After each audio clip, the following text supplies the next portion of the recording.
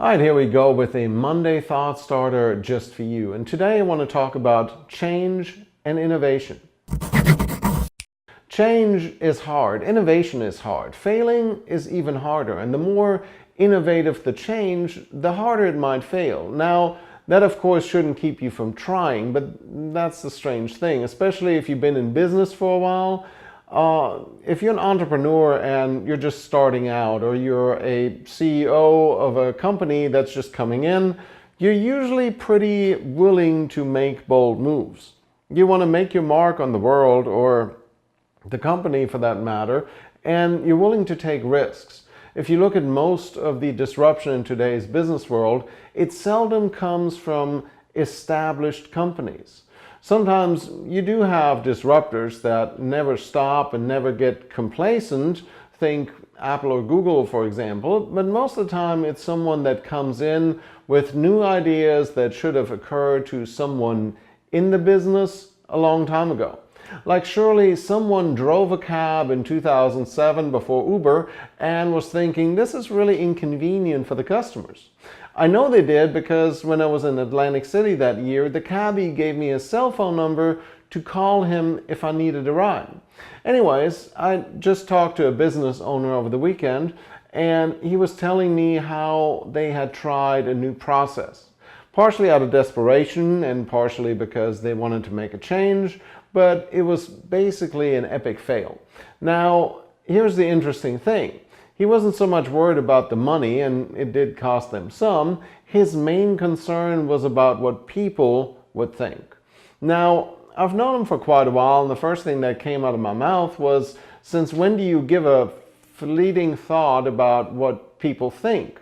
And about another 10 minutes or so into the conversation, we had pretty much decided that him caring what people think was a large part of the problem he was having with his business. You see, he used to be one of those don't care about what people say innovators, but when you're leadership, business, political, church, no matter what, the longer you do things, the more you feel like you have to play it safe. Because what will people think? What will employees think? What will my friends say? And then we end up doing little to nothing, and we're super surprised that we're stuck. There's an old saying that a new broom sweeps best. I guess that's because it hasn't been broken by the daily routine. Of course, doing new things, innovative things, is hard to begin with. Psychology says that we are most comfortable with the familiar, the reflection of our own face, for example, or the comfort food that grandma used to make.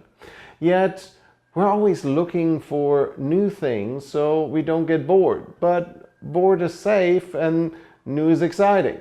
Innovative is the most exciting of them all. Whether it's a new product, a new event, something that we conceived and are proud of, and in order for us to get that thrill, the excitement of innovating, it has to be safe to fail. And failing is not always bad. We can learn from failures, sometimes more than from successes. If all you learn is that's one way not to do it, sometimes that's plenty. And then you get up, you dust yourself off, and try again. The people that criticize you the most are usually those that are sitting back where it's safe and they're trying to not make anything any better. They often want you to fail so they can prove to themselves that their strategy of staying safe and boring is the right one. What I told my friend, the business owner, is that if he's afraid of what people say, then he needs to look at the people. Maybe it's time to get new people. Innovation makes things better, or at least proves that the old way is still the best. And sometimes it's hard to see that in the daily grind.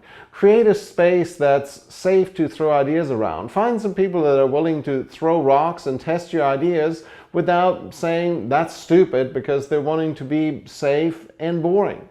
That's how I started doing these videos, by the way, because it was new and different and fun, and quite frankly I still enjoy it.